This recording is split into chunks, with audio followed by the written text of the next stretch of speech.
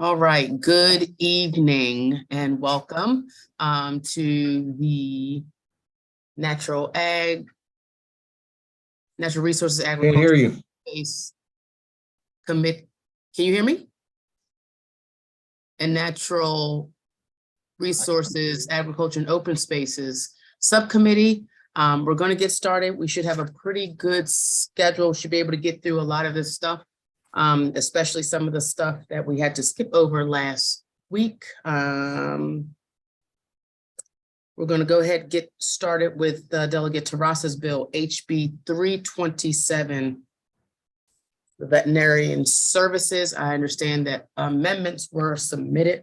So here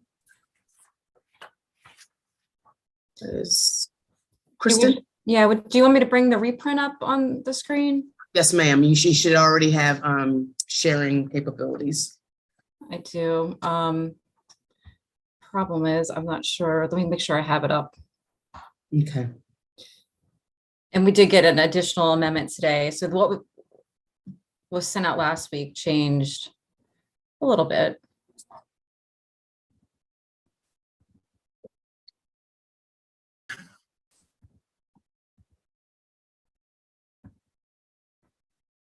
Okay, so the bill with the sponsor amendments requires the State Board of Veterinary Medical Examiners to establish an expedited process to authorize an out-of-state veterinary practitioner who holds a current and valid license to become licensed to practice veterinary medicine in Maryland. The second part of the bill would require the Secretary of Health to allow a veterinary technician or other clinical staff who work in or for an animal shelter or an animal control facility to administer rabies vaccines under certain conditions. And the conditions, the sponsor altered the conditions to the animal being vaccinated is under the custody or control of an animal shelter or animal control facility. The veterinary practitioner who signs the rabies vaccine certificate has ensured that the individual has proper training and that the individual administering the vaccine is identified on that rabies vaccination certificate. And if I'm correct, these amendments, not only per the sponsor, but satisfied all of the veterinarians or the group of veterinarians concerns. Correct, Delegate Terrasa? That is my understanding. That is certainly what we all agreed to before we put that amendment in. But I believe that the vet board is asking for another amendment, but we would ask the committee to resist that because we feel like we've pretty much taken out a lot of what's here and what's left is really sort of just a very small amount, and that amendment would really wipe out the last bit. And from what I understand, the individuals that have an issue were just one or two individuals that just happen not to be among the larger group. Is that what I understand? I don't know that I want to speak for them, but my understanding is that the ones that represented that group, the vet board, were part of the discussion where we came to the compromise. My understanding is they went back to the vet board, and now there are folks who are concerned, and that may be a vote of the vet board. I know that. Okay. But regardless of that, the people they sent as their representatives came to an agreement with us. Okay. Delegate Jacobs and then Delegate Otto. Okay, Delegate Boyce, I got an email. I've emailed several times back and forth with the Maryland Veterinarian Association, and they are not in favor of the amendments. Why? What is the specific concern? You want me to read it all to you? I want since it was amended. Since it was amended? I sent the amendments over that we had before us. I'm sorry, the amendments in the bill are the ones that you suggested? No, the bill as amended. I sent it to them. Okay. And while they give me a long-winded response, but in the end, the last paragraph says, we do not support the language of the bill that essentially authorizes anyone who volunteers at a shelter to administer rabies vaccines. That's the last paragraph.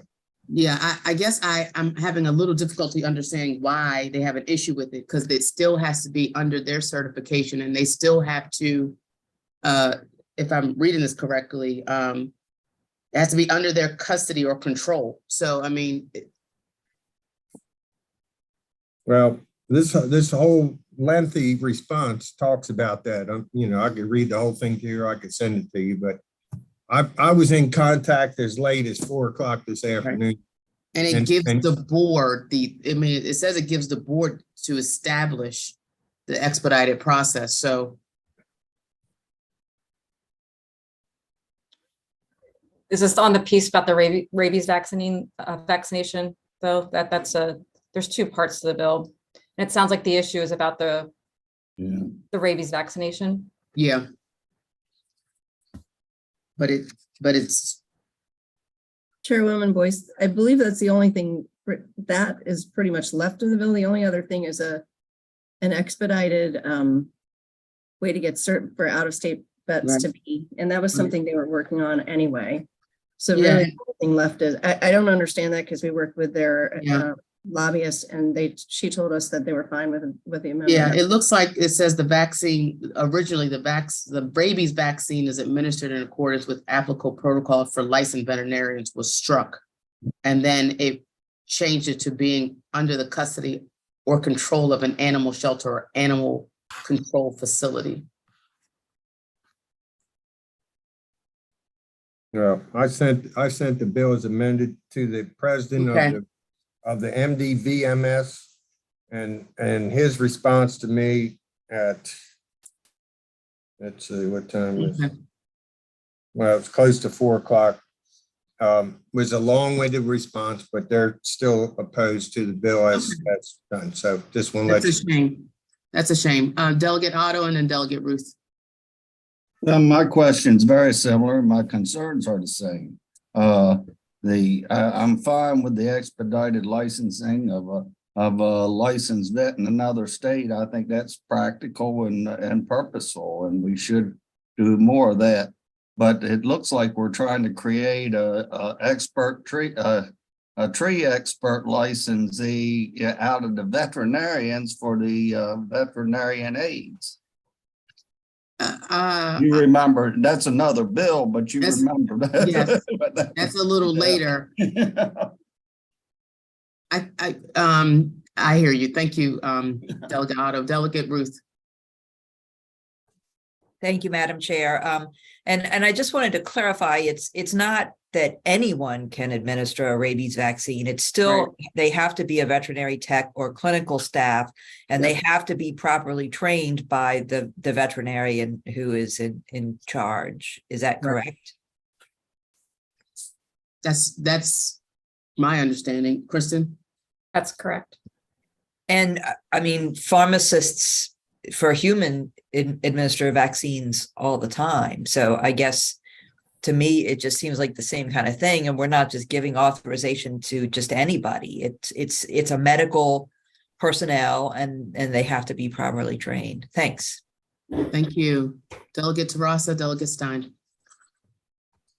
Thank you, Madam Chair. I know that Jennifer Bevendangela is on. I don't know if you want to hear from her. She was in communication with Hannah Powers, who was representing the vets, and told us, I mean, I have a copy of the text here, that they were okay with it. So I'm not sure what their particular concern is right now, but we narrowed it, and my understanding is it comes from CDC language anyway, and she could speak to the CDC language that we included.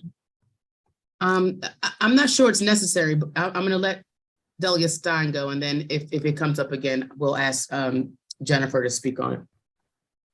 Thank you, Madam Chair. I guess my comments are similar to Delegate Ruth's. I think there are sufficient protections built into this with respect to a vet tech or other staff being able to administer the rabies vaccine, and you still have to have a veterinary practitioner signing the certificate, ensuring that the vet tech was properly trained. We heard testimony that administering the rabies vaccine is in many cases the one thing that's holding up adoption of an animal at a shelter. And I just think, the sponsor has done a lot to negotiate with the vets on this. And so I support the bill as amended. And whenever it's the appropriate time for Yes, sir. a favorable motion on the amendments, I would like to move them. Thank you so much. So I think if there, I just want to make sure there are no other questions from the committee. Is there a desire to move the amendments on the bill? So moved. Is there a second? Second, All those in favor of the amendments for HB 328, say aye. aye. Aye. Any opposed? 325, just to clarify the bill number, House Bill 325. Yes. Any opposed? Can I get a motion to move the bill as amended? So moved. Second, Second, any discussion? Up. All in favor of the bill as amended, 325, say aye. aye. Any opposed? I'm opposed. Yes, sir. Yes, sir. And any other opposition? Delegate Otto had his hand up. Yep, I have Otto, I have Jacobs. Delegate Baker, are you in? Okay, thank you so much. Well, recommendation favorable. Bill passes. Let's go to HB 365, Delegate Layman's bill, spray and neuter fund. Delegate Layman was nice enough to send me a lot of information. Let's see if I can pull it up and look at it really quickly about other spaces and jurisdictions that have kind of the same setup for product registration fees. It looks like in California, it's $500 per license per location per year for the pet food processing license if manufactured in California. I think Maryland, of course, our initial setup is $50, and then our fee is $100 per product. California didn't have an additional fee. They just, that $500 is just for their product registration fee. I believe that's Maine is $100 per product and $20 per product for the registration fee and then the original fees. So the fees, looking at this list, seem to be right on par with kind of our fees, but I know that the amendment should hopefully help with the incremental increases that folks were worried about. Delegate Ruth. Thank you, Madam Chair. And I did just also want to mention that I worked this bill jointly with Delegate Layman, so I can answer any questions as well. Thank you. Kristen, we want to go over the amendments.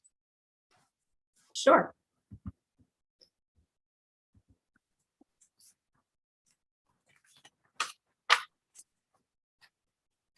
So the bill does a couple different things. One, it requires the department to establish a process through which a person may make a voluntary donation to the fund. It also expands the types of services that are allowable in grant projects. The bill as introduced would have allowed wellness care for cats and dogs. The sponsor has submitted an amendment to change that to allow for to finance routine vaccinations for cats and dogs. The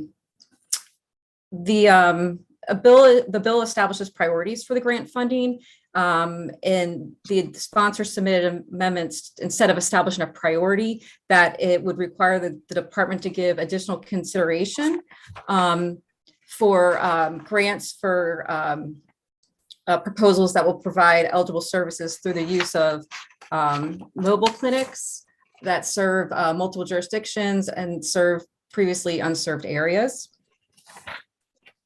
And then the final piece is the fee. The fee is being adjusted to according to annual inflation. The sponsor submitted an amendment that increase would be capped at no more than 3% annually. No more than 3% annually. Where's my math? Because the first year was supposed to be like 110, the next year was supposed to be like 120. Let me bring it up.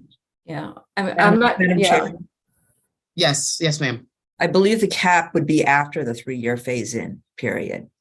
Hold on, I'm pulling up this right now. After the first 3 years of it being indexed.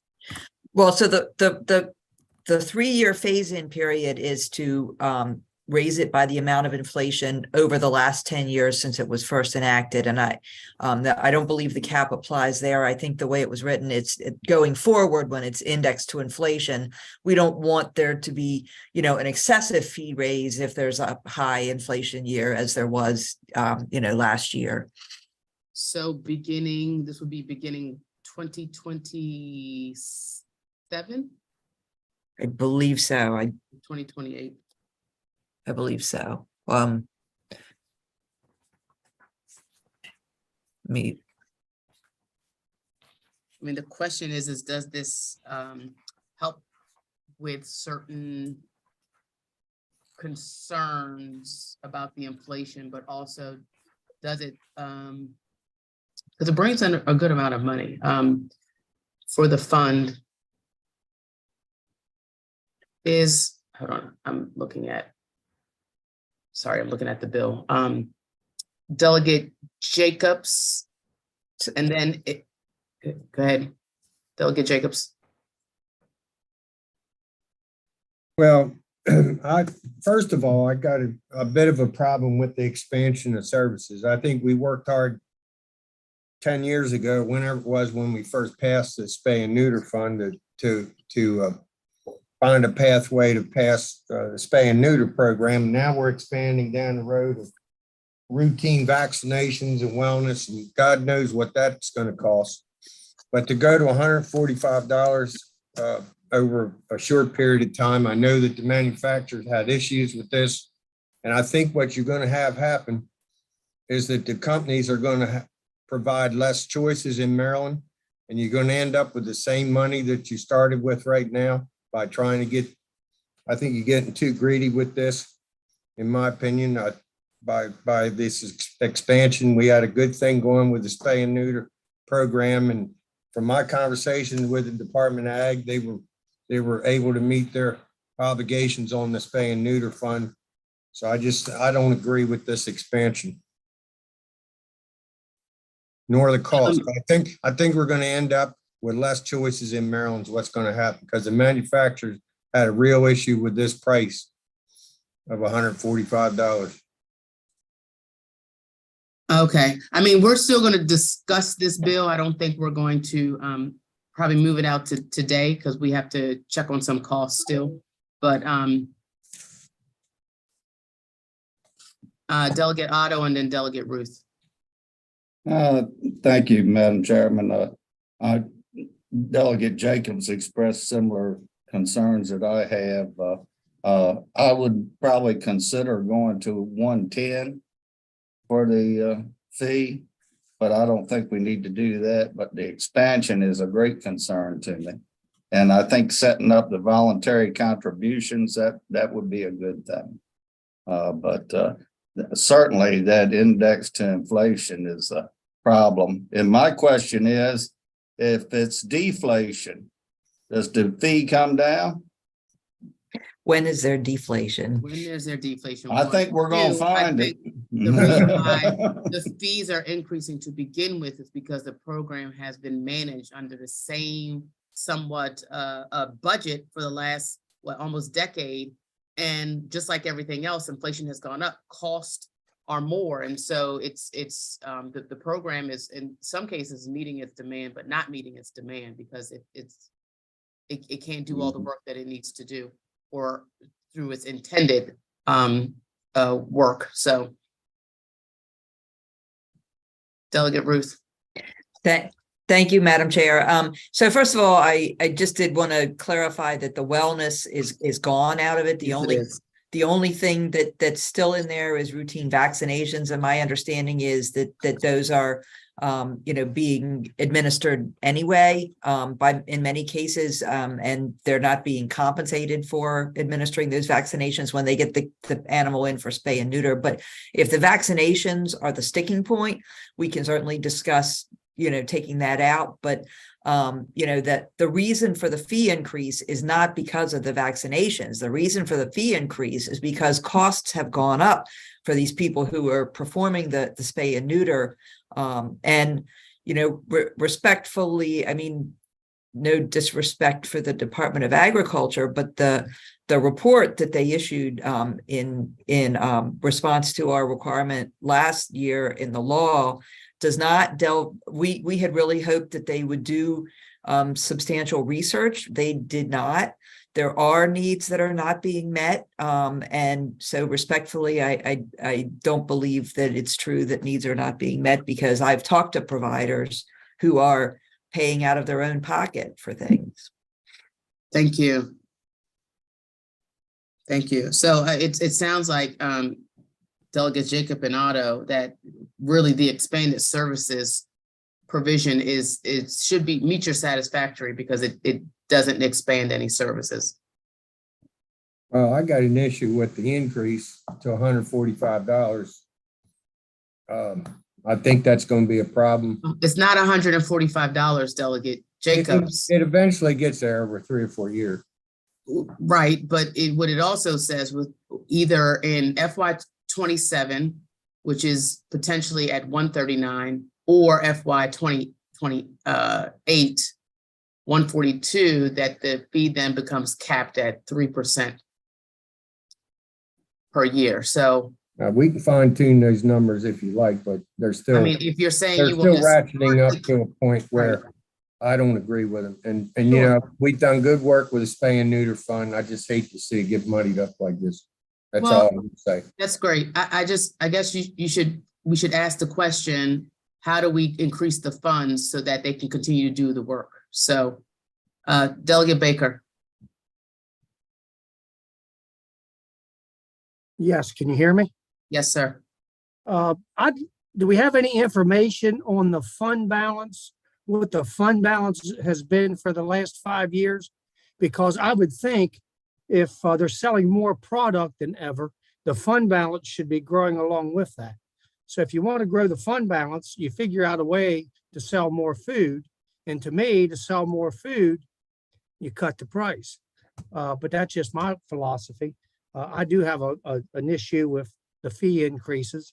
And I also know that those fee increases are going to be passed on to whoever purchases the food. And now we're getting into seniors on fixed income,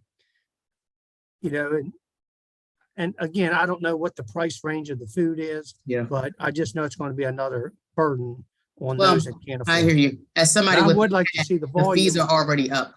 I would like to see what the fund balance has been over the last 3 or 4 years. Okay, Delegate, let me go Delegate Ziegler and then Delegate Ruth.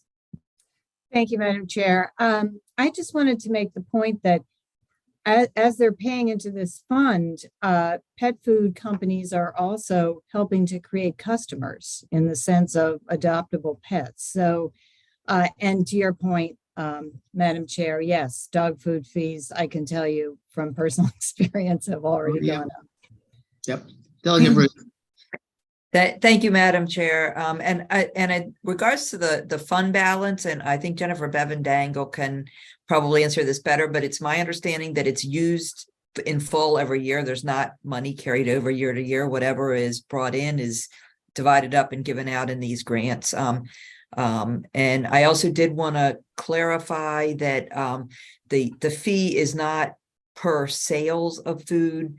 So selling more food doesn't make a difference. It's per type. So no matter how many cans of chunky chicken they sell, they only pay the fee once for chunky chicken.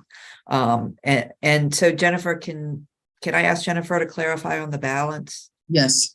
Thank you. Thank you. And we also have Nathan Bowen here who probably can speak to it even better than I can, but that's, the delegate was exactly right. The grants are fully spent down each year.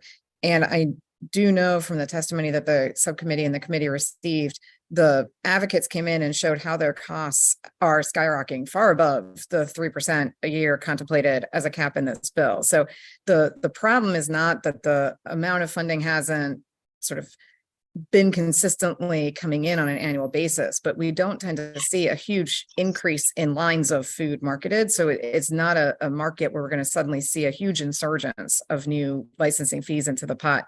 It's really going to take action to keep that fee at a competitive level to make sure that the shelters can receive the funding they need to meet the demand.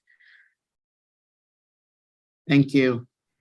And if there are no more questions, did Marilyn Egg want to comment, or if not, we're going to move on. I can confirm that the Thank fund you. balance is used every year. And what doesn't get used gets carried over, like if like money gets returned from a grant or something along those lines, it goes back into the fund balance to be used the next year. So Oh, really, great. we don't carry over much of anything. And speaking to the percentage though, the estimates that I used in my thing were at a 2% increase per year, which is what ended up with that $145.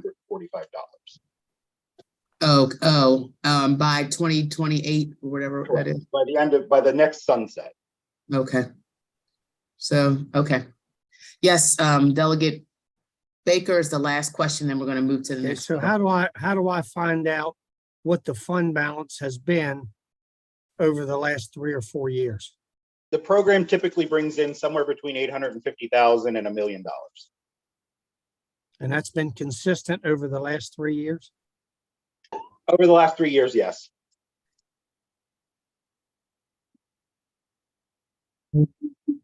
Okay, so I guess my question would be, did we receive 850,000 3 years ago? And then last year we received $1 million?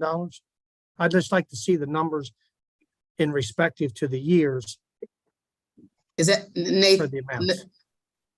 That is something that we could provide. Yeah, Thank I you. don't have it with me directly, but I could provide it by next week. Okay, Thank you so much. thank you. Thank you for that question, Delegate Baker. We're going to hold Thank this you. bill anyway. So we're going to move on to HB 378. Natural resources, Black Bear conflict. Patrick, you ready for the fight? Well, we're not going to be able to vote on it today, but yeah, this is the bill that expands it to include prevention. The bill provides $1 million mandated appropriation to fund grants to prevent black bear conflict reduction with humans. The sponsor has an amendment that lowers that mandated appropriation down to 50,000, requires that at least 10% of that appropriation be used for damage reimbursement, which is the purpose of the fund now. And the wait we have is because we still have to get it approved by appropriations. And it's been submitted and we're just waiting. So Patrick, just so we're also clear, there is a reserved amount that's supposed to be kept in the account. So if the. Well, reserve, there's under the bill, there's two purposes for the account: conflict reduction. Yes. And black bear damage reimbursement. Black bear for the appropriation of the mandated appropriation of 50,000, at least 10% of it,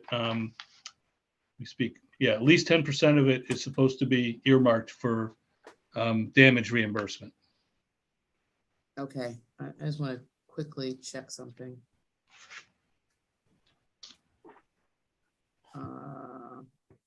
There's something about. Okay, so we're still, do you know when we're going to hear back from appropriation? No. So just I so that mean, you could conditionally vote, you could just hold it and wait. I mean, the subcommittee is going to start meeting a couple times a week soon, so. Sure, I just want to be clear on page 3, line 25. Line 20, item 5, it says grant funding under this subsection shall be capped at an amount that leaves $50,000. Is that where you're talking about the The amendment takes that out and okay, changes the mandated appropriation from $1 million to 50,000. And then instead of having the $5,000 puts it at least 10% of the mandated appropriation, which 10%. Okay, so just so I'm clear, line 20 is totally removed. That says it has to leave $50,000 available annually for black bear damage reimbursement. So that goes to the 10%, the 10% damage. Right. Okay, thank you. Delegate Tarasa. Thanks, Madam Chair. So if the bill is now $50,000, I understand at $1 million why it needed to go to appropriations, but at 50,000, why does it still need to go to appropriations? Because there's also a $250,000 additional fiscal note that I think would lower significantly because of the drop to 50,000, but I'm not qualified to make that judgment. They are. So the fiscal note was actually $1,250,000. Oh, you're talking about the natural resources. Their expenditures, I think they said it goes to $250,000. Under the bill. Yeah, Because they would have to hire new people and get new equipment. right. But okay, but so do they redo it, or how do we know what it will cost if we think going from $1 million down to $50,000 is going to significantly reduce their workload? That's why we have in front of appropriations, because we still have 250 to 300,000 in a fiscal note. Okay, thanks. If they say it's okay, it's okay. And you know when we're going to hear back from them? I do not. Okay, so I guess we're holding this one until we're hear back from them.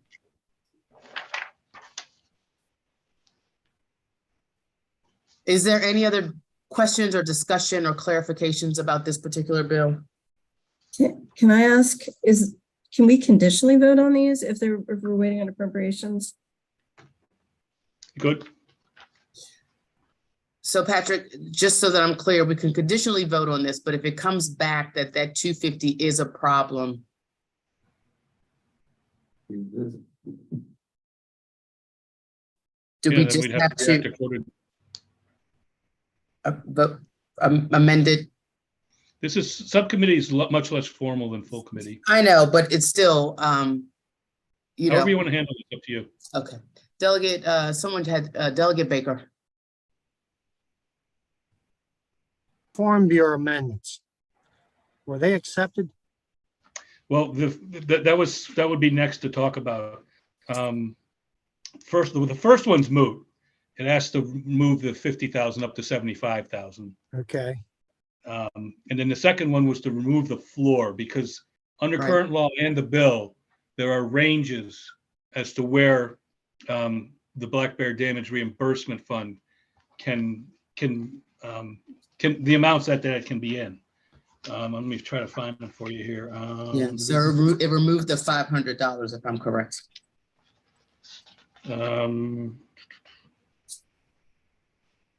Give me a second here. The current law says that the minimum is 200 and the maximum is 3,000. The bill changed that to 500 and 5,000. And the Farm Bureau asked to just get rid of the minimum because a lot of times damage is less than 200 or 500. Does that meet your status? So then it would be up to 5,000? With the amendments we have now, the maximum would be 5,000, which means based on the amendments, there would only be one damage reimbursement, probably. And for the record, the amendments do get rid of the 500 and bring it back down to 200. And the Farm Bureau satisfied with that? Don't know. Okay. But yeah, they wanted to get rid of the minimum completely. Okay, thank you. Okay. So Delegate Tarasa. I'm told that the Farm Bureau signed off on these amendments, but okay. Jennifer Bevan-Dangle could also speak to that. Yeah, and just so Delegate, just so Jennifer knows, folks here are guests, and this is a subcommittee. You have to be called on in order to participate. So, I'm sorry, Delegate Tarasa. I was just saying that I understood that the Farm Bureau, but I was saying that Jennifer Bevan-Dangle could speak to that, but if you Okay, don't- that's fine. But I understand if you don't want to do that. No, I didn't say I didn't want to do that. She had her hand raised, for which I said that she needs to be called Oh, on. I see. She's not called on from the committee. So are you asking her to, are you Yeah, asking? her to speak on- if she could, Yes. Thank you, Subcommittee Chair, and I apologize for that. Yes, the sponsor made sure to send these amendments to Colby Ferguson, and he said that the Farm Bureau was comfortable with these amendments. The reason for moving it to a 10% is so that they would get a fair share into that restitution fund, sort of regardless of how much the total funding was. Okay. Well, the question is there a desire to hold and to fully wait for the Appropriations Committee to check back? Or is there a desire to move the bill? Would you say, Delegate Jacobs? I said, hold it, it takes 5 minutes to vote the bill out. Once we get the green light on the appropriation, and it's nothing to pass the bill. But I don't, you can do what you want, you're the chair, but For the Okay. record, the Appropriations Committee can also put conditions on it, just for the record. Okay. Well, I mean, it seems like beyond the appropriations, all those involved seem to be okay with the final product. So I would feel comfortable moving it, but then holding it and waiting for it to hear about that appropriation. So So I would move it feel subject to comfortable with that. Appropriations Committee approval. yes, exactly. I would feel comfortable with that as well. Yeah, Okay. me as well. Thank you. Okay, so we need to move the amendments. To move the amendments. Second. All in favor? Aye. Aye. Any oppositions? No. The bill as amended with conditions I regarding appropriations approval. move the bill subject to appropriations approval. Is there a Second. Any discussion? All in favor? Aye. Aye. All right. Unanimous. Any opposed? Nope. Okay. We're going to go to Delegate Watson's bill, HB 612. Licensed tree experts. And I understand that there is a sponsor amendment. Correct. This is the bill, if you remember, that requires that somebody who engages in tree expert work under a license be an employee of the licensed tree expert. And also beefs up some of the insurance requirements. The amendments require that or prohibit a person from physically engaging in the tree expert work unless they are employed by the tree expert, and also authorizes the tree expert work in a couple of different scenarios that were addressed at the hearing, including if the person employs a licensed tree expert who can provide oversight. This is a situation where the guy said, if business people are running a company and they hire tree experts, or if the person is employed by, this is the employee, if the person is employed by a company that employs a licensed tree expert who can provide oversight, or if the person is a licensed tree expert. And it also tweaks the workers' compensation insurance requirements just to give the department a little more flexibility. And well, DNR has no position on this bill. They don't oppose the amendments or the bill as amended. And I think Emily's on here, could confirm that if you want. I'd like to hear Emily speak to that, please. Hi, thank you. Patrick is accurate. So you're fine with the bill and have no, With the bill as amended, yes, it's fine. okay. Thank you. Are there any other questions or discussions? Yes, Delegate Ruth. Thank you, Madam Chair. So as it happens, I have to have a tree taken down in my yard and branches removed from another tree. I went on the DNR website and there's a search where you can search for licensed tree expert. So I thought that I would look for somebody local to me to hire somebody local. And I thought I had found someone, but then on further investigation, the name also appeared in multiple other companies. And I thought it was 10, but it actually wasn't because some of them were duplicated. But I did find multiple instances where the name of the licensed tree expert appears listed with multiple companies in different addresses. And so, it was just really interesting to actually see what Delegate Watson spoke about in her testimony. Wow. No, I told Delegate Watson, we've been hearing these complaints for years. Hmm. Try to various ways to address them. Delegate Otto, then I thought I saw Delegate Tarasa, but Well, I do think it's astounding. We're loosening up everything and requirements for the veterinarians and tightening up on the tree experts. I have a good friend that is a tree expert, and he's suffered from a broken leg. And some of the provisions of this bill would prohibit, he would have had this gone out of business for the last 6 months because he couldn't be there on site to supervise the help, the people that were the registered technicians. So those are problems that I have with the bill. I mean, I understand about these multiple uses of the license. There ought to be something there, but one of the testimonies we had was when the gentleman died and that headed the operation that had the license. That would have put that small business out of business because there wasn't a license to supervise the thing. So I don't know that. I know there's an issue that we need to address, but I don't know that this fixes it. Delegate Tarasa.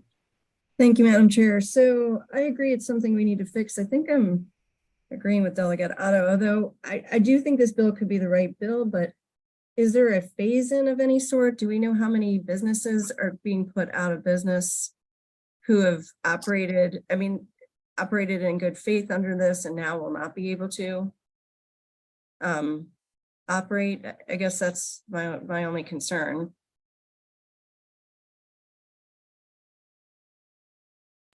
Does anybody know the answer to that? I do not. Delegate Watson, do you know the answer to that? There are not businesses that will be put out of business. Okay. This bill keeps all of the 1,300 or 1,400 licensed tree expert businesses in business. And it simply prevents someone who is not licensed or is not working under a licensed tree expert from doing this very dangerous work and or damaging the environment. In the example of the business owner dying and no one being able to take his place, we had several business owners at the hearing who have actually done that. They have gone and worked for the deceased business so that they could continue working and someone else get licensed on that staff. So it's about business continuation. In business continuation, you don't rely on one person to have the expert license. Many people can be licensed and should be licensed because this is very dangerous work, the most dangerous occupation in the country. Mm-hmm. So we're not putting anybody out of business. Well, but wouldn't you be putting people out of business who were operating under what we allow now? I mean, we allow now for somebody else. What you see a lot of, and this was mentioned at the hearing, is you see landscapers doing landscape work who may also decide they're going to do tree work over 20 feet tall, and then they borrow or rent the license of the licensed tree expert, even though they're not qualified to do the work. So it's not like you have people who just do tree work that are out there without a license that are going to be put out of business. Most of the time, it's people that do lots of other things, lots of other contracting work. Oh, sure, I can take that 30-foot tree down for you. Let me just borrow my buddy's license.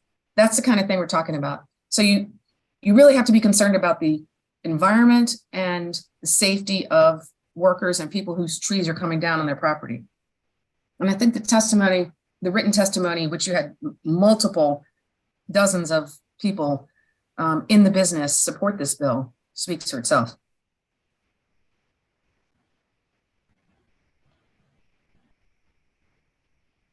Delegate Jacobs and Delegate Otto. First of all, I have a Maryland Home Improvement license. And if I send people out to work under my license, they could be on different job sites. I don't have to be on that job site, but I'm responsible as the one holding the license for the, for them, for their work that's being done. I'm also certified in several different fabrications techniques. DuPont Corian, I'm a certified fabricator. I'm allowed to have 6 people work under my certification that I wouldn't even have to be in the building with them. So now you're trying to do something totally different, where the bottom line in any of this is there is someone that is responsible. There is a licensed person that has to be responsible.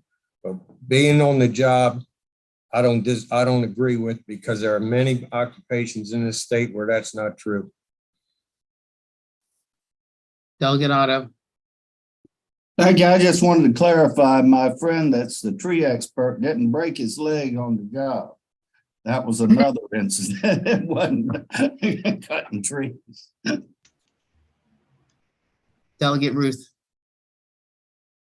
Thank you, Madam Chair. I just wanted to clarify, this bill I don't think it requires the tree expert to be on the job. It just requires the company that hires the person doing the tree work, that company also, with the amendments, also employs a tree expert. Delegate Watson, is that correct? Correct. Thank you. Delegate Tarasa. Yeah, Madam Chair, can I ask a question of Delegate Watson? Because I think she'll be the one. You said something about what happens if somebody, let's say the tree expert on staff, in the company dies. What happens to those employees until they're rehired by somebody else? Well, most businesses have a business continuation plan and would not have just one person as a licensed tree expert. But if that were the case, then the business could be sold by the person who inherited the business. The business could hire a licensed tree expert to be on staff while the business continued. There's lots of options. Right, but are they going to work the next day? Like, let's say I work for a tree company and the tree expert dies, and so the next day I can't work and I work hourly. Am I out of work? Well, I don't know how to answer that, Delegate Tarasa. Yeah. Yeah, I guess I think it's entirely possible that someone could miss a day's work if the owner died and he was the only licensed tree expert. Yes. I don't know that it's a day's work is my concern.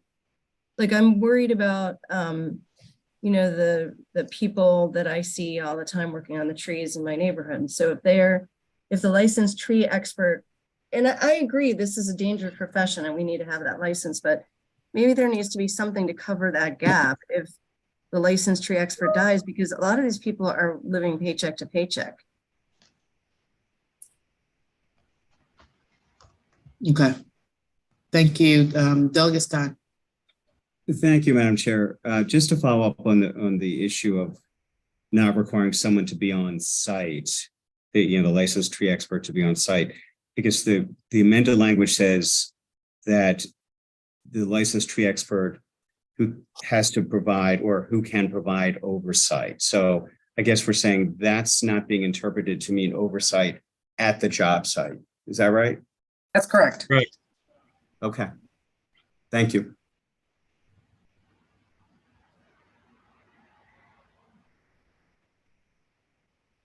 Any other questions, any other discussions, any other clarifications?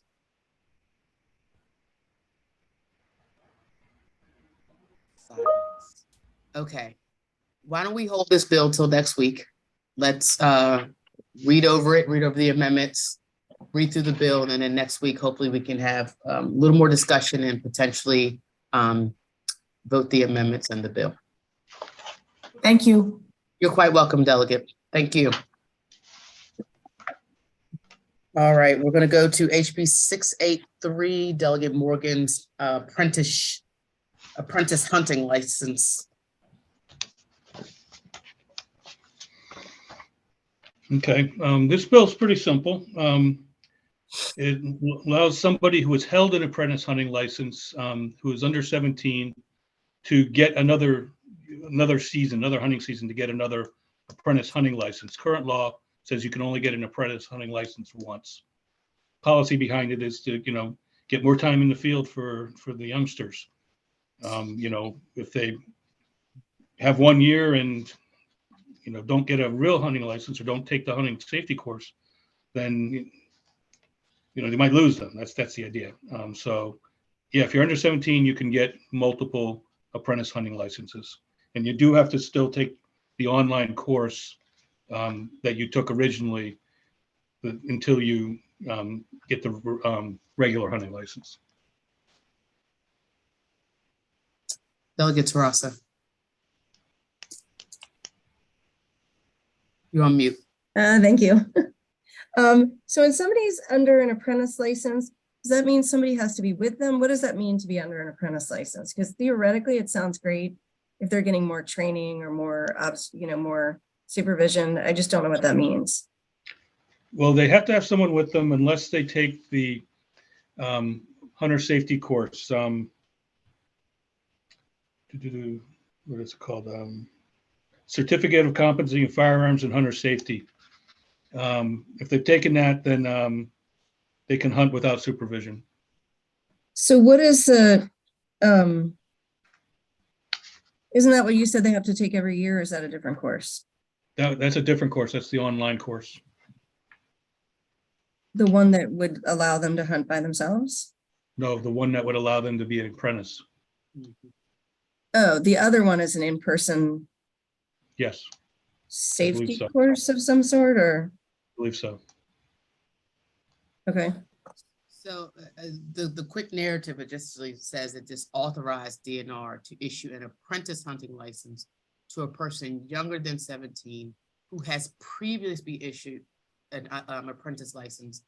And then DNR must require an applicant for a second or subsequent apprentice hunting license to repeat the DNR approved short online or electronic course of instruction and competency in firearms and hunter safety. Oh, you went away, Taras. Oh, not on purpose. Where'd you go? Well, I'm just having trouble here. Sorry. Okay. All right. Okay, thank you. Any other questions? Any other discussions? Delegate Jacobs.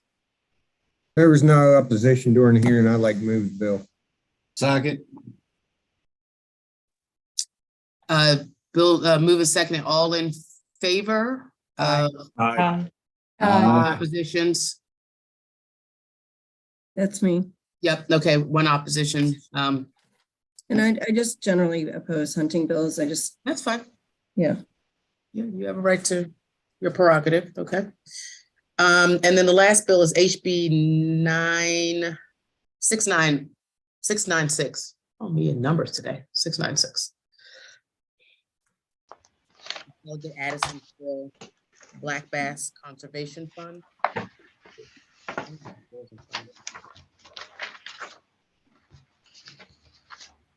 Yeah, this is the Black Bass Conservation Fund that allows a checkoff when buying licenses to support conservation. I'm going to give you the uses of the fund.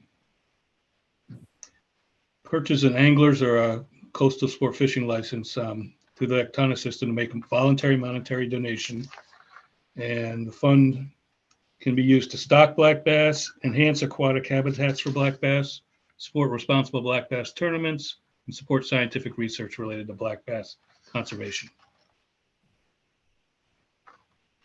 And there is an amendment requested by the department to retain the interests earned in the fund into the fund. Yes. These are amendments that we put on all sorts of funds throughout the code. In this particular case, at least initially, even though there could be state appropriations, most of the money is probably going to be private, which would probably justify the interest remaining in the fund. Thank you, Patrick. Is there any questions, any discussions? Move the amendment. Second. Second.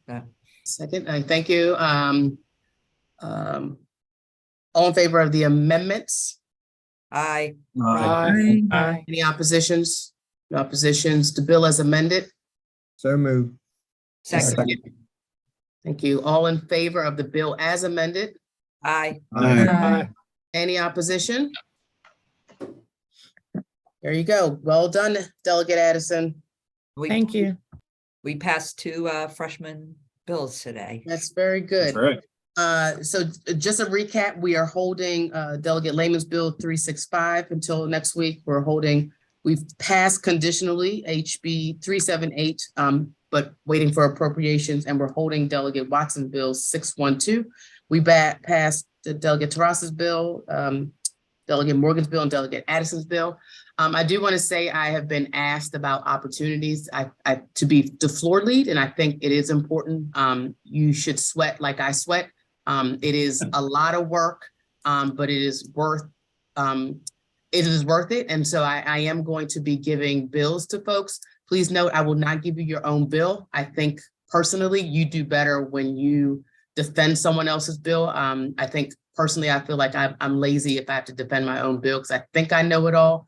But I think when you have to defend somebody else's bill, you have to defend somebody else's work. So I think you put more time and effort into it. So for these next three bills, I'd like Delegate Ruth to defend Delegate Terrace's bill 327. Thank you. I'd like Delegate Jacobs to defend 683, Delegate Morgan's bill. Is that okay? That's what you would like, Madam Chair? Yes, that's what I would like. Thank you so much. And Delegate Addison's bill, I want to pass over to, Delegate Terrace? I'd rather not. You don't want a floor lead? I do not. She's like, no, never. I'll take it, Madam Chair. Oh, Nick, there you go. All right. All right. So we got Nick, I have Ruth, and then we have this one, Jacobs. All right. At any time, if you want to bail out or if you want to yield to the floor leader, to the chair, you're welcome to do so. I certainly will be there to have your back. If it gets crazy, these shouldn't be contested. These are not that big of a deal, but should they be so, you can always say, you want to yield to the subcommittee chair, and in some cases, you can yield to the sponsor. But I would, and that's if they decide that they want to stand up to assist. But you'll get the binders, you'll get the information, and I'm happy to, if for folks who haven't done it before, like Delegate Allen, happy to go through with you about what you will do, how you read out the report, all that good stuff, and maybe some extra studying that's maybe helpful. That'd be excellent. Thank you. Awesome. Any other questions? Anything else for the good of the committee? Good work today, guys. Ask so many questions. You do so good. I will see you guys tomorrow. Most importantly, We'll do it again next week. Thank you, Madam Chair. Thank you.